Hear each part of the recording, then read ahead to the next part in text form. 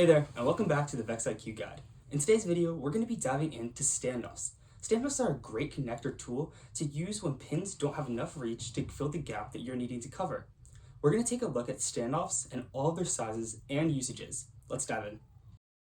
So let's take a look at a bunch of the different types of standoffs and their sizes. From left to right, we have the 5/8 inch standoff, the 3/4 inch standoff, the 1 inch standoff, the 1.5 inch standoff, the 2.5 inch standoff, the 3.5 inch standoff, and the 4.5 inch standoff. We also have the standoff connectors, which are used to pair standoffs together, which we're going to take a look at a little bit later.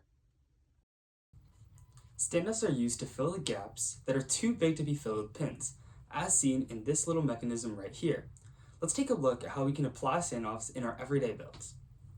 Let's take a look at this build here, where the gap here is too big to be filled with pins. Therefore, we can use standoffs to fill in this gap. We simply take the build and we take the beam on each side of the build.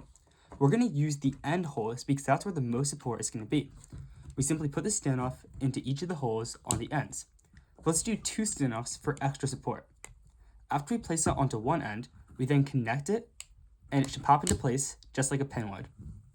You should then have a very sturdy and strong support as standoffs provide nice stability and proper function. Now let's take a look at an example where an average standoff length might not actually meet the exact need that you're looking for. Take a look at this little mechanism right here. The maximum size standoff won't actually be able to fill the entire gap between the two lengths. That's where standoff connectors can really come into handy. If we take a standoff connector by connecting one large standoff with another large standoff, then we're able to fill the gap entirely without leaving any space left over. This is really helpful because if you don't have something that's the right length, you can use standoff connectors to modify it in order to get the exact length that you're looking for. Standoff connectors aren't just used to make standoffs that are even bigger than the original standoffs that we already have. They can be used to make custom lengths that are even smaller than what we already have.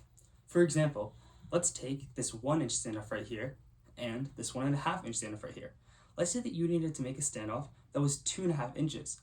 Well, with the standoff connector, you can simply use the standoff connector to connect both ends of the standoff, and there you have a 2.5 inch standoff.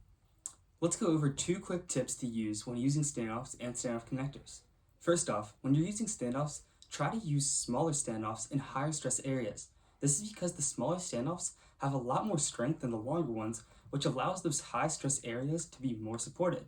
The second tip is try to minimize the amount of standoff connectors that you use in a single standoff chain.